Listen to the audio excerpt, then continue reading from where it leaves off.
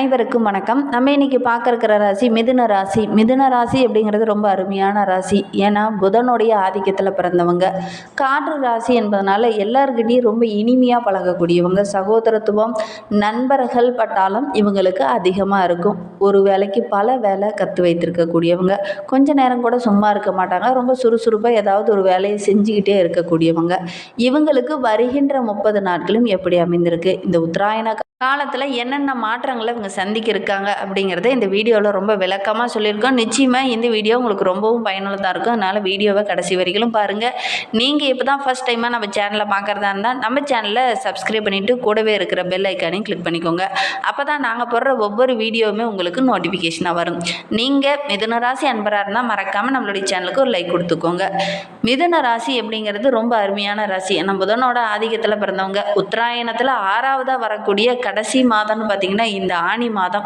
பொதுவாகவே மாதாந்திர கிரகம் என்று சொல்லக்கூடிய சூரியன், செவ்வாய், புதன், சுக்கிரன் ஆகிய 4 கிரகங்கள் மாற்றத்தை வைத்து ஒவ்வொரு மாதமும் கிரகநிலை அமைப்பு கணிக்கப்படுது. சூரியன் ஒரு ராசியிலிருந்து மற்றொரு ராசிக்கு செல்வதை தான் மாத பலன் சொல்லப்படுது. அந்த வகையில் நம்மளுடைய மிதுன ராசி என்பவர்களுக்கு வருகின்ற நாட்கள் எப்படி அமைந்திருக்கு? ஏன்னா இந்த மாதத்துக்கு இன்னொரு சிறப்பு இருக்குது. ஏன்னா இந்த ஆனி மாதம் மேச ராசியில் சூரியனும், மிதுன ராசியில் புதன், குரு, சூரியன் என 3 கிரகங்கள் மாற இருக்கு. சிம்மத்தில் செவ்வாய், கேது என கிரகங்களும், கும்பத்தில் சனி, ராகு என கிரகங்களும், மொத்தத்தில் இந்த ராகு கேதுவோட எல்லா கிரகங்களும் அடங்கி இருக்கு. நம்ம எடுக்கிற முயற்சி அனைத்துமே வெளிநாட்டு சக்தி எடுத்துக்கொள்ளக்கூடிய ஒரு சூழ்நிலை இருக்குது. கிரக அமைப்புகளும் அந்த மாதிரி தான் இருக்குது. இந்த காலகட்டத்தில் நாம் போகக்கூடிய அனைத்து முயற்சிகளுமே வெற்றியை தரக்கூடிய காலகட்டமாக உங்களுக்கு அமைந்திருக்கு அப்படின்னு சொல்லலாம். குறிப்பாக பார்த்திங்கன்னா ஜூன் 22ஆம் தேதி புதன் மிதுன ராசியிலிருந்து கடகத்திற்கு செல்ல இருக்கிறார். 29ஆம் தேதி சுக்கிரன் சொந்த வீட்டில் ஆட்சி பெற்று அமர போகிறார். இந்த ஆனி மாதத்தில் இவை இரண்டும் தான் பெரிய கிரக மாற்றங்கள் என்று சொல்லப்படுது. ஜோதிட ரீதியாக இந்த கிரகங்களுடைய பெயர்ச்சி ரொம்ப பெரிய மாற்றத்தை கொண்டு வரும் அப்படின்னே சொல்லலாம். மற்றபடி அனைத்து கிரகங்களும் வருட கிரகங்கள் அந்தந்த இடத்திலேயே இருக்குது.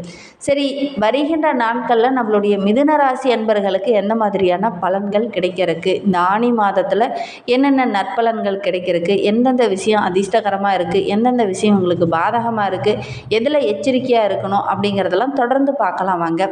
நம்மளுடைய மிதுன ராசி அன்பர்களை பொறுத்தவரையிலும் வருகின்ற நாட்களில் யோகமான பலன்கள் அனைத்தும் கிடைக்க இருக்கு அப்படின்னு சொல்லலாம். அதே மாதிரி இந்த மிதுன ராசியில் பிறந்த 3 நட்சத்திரக்காரர்கள், மிருகசீரிடம், திருவோதரை, புனர்பூசம் 3 நட்சத்திரக்காரர்களுக்கும் 9 பாதங்களை கொண்ட நம்மளுடைய மிதுன ராசியில் ராசி அதிபதி புதன் ராசியில் ஆட்சி பெற்று இருக்கிறது ரொம்பவும் விசேஷம் அப்படின்னே சொல்லலாம். நிறைய அதிர்ஷ்ட வாய்ப்புகள் இந்த காலகட்டத்தில், இந்த ஆனி மாதத்தில் இந்த மிதுன ராசி அன்பர்களுக்கு கிடைக்கும். ஏன்னா உங்களுடைய ராசியில் குரு, சூரியன் நல்ல நிலையில் இருக்கிறாங்க, ஏற்றத்தை கொடுக்கக்கூடிய நிலையில் இருக்கிறாங்க. எடுக்கிற காரியங்கள் எல்லாமே உங்களுக்கு வெற்றியாக அமையும்.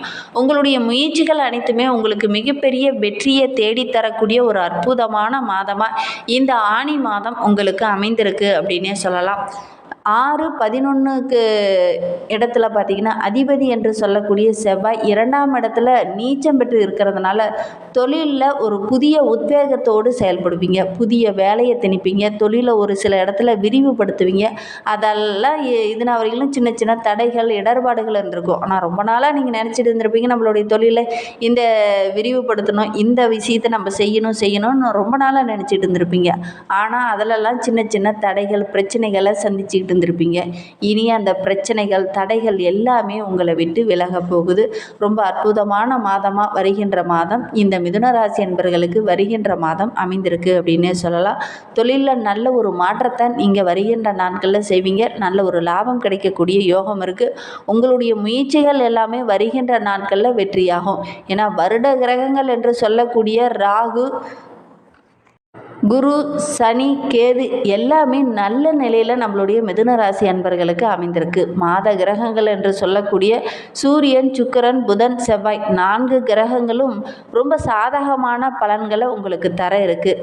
மற்ற கிரகங்கள் வருட கிரகங்களும் உங்களுக்கு சாதகமாக இருக்குது, மாத கிரகங்களும் உங்களுக்கு சாதகமாக இருக்கும்போது முயற்சிகள் வெற்றியாகக்கூடிய ஒரு அற்புதமான மாதமாக இந்த மாதம் அமைந்திருக்கு. இந்த மாதத்தில் நீங்கள் தொடங்குகிற விஷயம் எல்லாமே உங்களுக்கு சாதகமாக இருக்குது. உங்களுடைய ராசியில் 3ஆம் அதிபதி சூரியன் ராசியில் இருப்பது மிகப்பெரிய விசேஷம். குரு சம்பத்தோடு புதனோடு சேர்ந்து இருப்பதனால உங்களுடைய முயற்சிகள் எல்லாமே வெற்றியாகும். படிப்படியாக கொடி கட்டி பறக்கக்கூடிய ஒரு யோகம் இந்த மிதுனராசி என்பர்களுக்கு வருகின்ற மாதத்திலிருந்தே ஆரம்பமாக போகுது. மாணவர்களுக்கு நல்ல ஒரு முன்னேற்றமான மாதமாக இது அமைந்திருக்கு. திருமணமாகி நீண்ட நாட்களாக குழந்தை பேர் இல்லாத இருந்தவங்களுக்கு நல்ல ஒரு குழந்தை பேர் கிடைக்கும். வெளிநாடு சென்று கல்வி பயிலாம் அப்படின்னு நினைக்கிற மாணவர்கள் இந்த காலகட்டத்தில் முயற்சி பண்ணீங்க அப்படின்னா வெளிநாடு சென்று கொடி கட்டி பறக்கக்கூடிய யோகம் இந்த மிதுனராசி மாணவர்களுக்கு அமைந்திருக்கு அப்படின்னே சொல்லலாம். வெளிநாட்டுக்கு வேலைக்கு போகலாம் அப்படின்னு நினச்சிட்டு இருந்தவங்க கூட இந்த காலகட்டத்தில் முயற்சி பண்ணுங்கள். வெளிநாடு சென்று வேலை செய்யக்கூடிய யோகம் இருக்குது. தந்தை வழியில் சின்ன சின்ன சொத்துக்கள் வாங்கக்கூடிய யோகம் இருக்குது. தந்தை மூலிமா நீண்ட நாளாக வராத இருந்த உங்களுடைய பூர்வீக சொத்து இந்த காலகட்டத்தில் உங்களுடைய கைக்கு வரும்.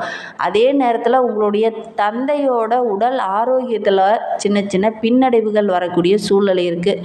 குறிப்பாக ஜூன் மாதம் 22ஆம் தேதி ராசிநாதன் ஒரே வாரத்தில் ராசிக்கு 2ஆம் இடத்துல செல்ல இருக்கிறார். பணவரத்து பஞ்சம் இனி இருக்காது அப்படின்னு கூட சொல்லலாம்.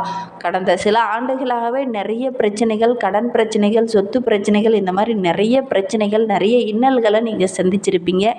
இனி அந்த நிலை மாறி ஒவ்வொன்றாக உங்களுக்கு சாதகமாக அமையக்கூடிய நாட்களாக வருகின்ற நாட்கள் அமைந்திருக்கு அப்படின்னே சொல்லலாம். எந்தெந்த இடத்துலலாம் நீங்கள் பிரச்சனையை சந்திச்சிங்களோ அந்தந்த இடத்துலலாம் நீங்கள் ஜெயித்து காட்டுவீங்க. கால் வைக்கிற இடையெல்லாம் உங்களுக்கு சிறப்பாக இருக்குது அப்படின்னு சொல்லலாம். குறிவைத்து பயணிப்பீங்க. கண்டிப்பாக வருகின்ற நாட்களில் நிறைய வெற்றிகளை நீங்கள் சந்திக்க இருக்கீங்க அப்படின்னே சொல்லலாம். எந்த இடத்துல அவமானப்பட்டீங்களோ அதே இடத்துல ஜெயித்து காட்டக்கூடிய யோகம் இந்த மிதுனராசி என்பவர்களுக்கு இந்த காலகட்டத்தில் அமைந்திருக்கு அப்படின்னே சொல்லலாம். விட்டத்தை பிடிக்க நேரம் அப்படின்னு சொல்லுவாங்க பார்த்தீங்களா.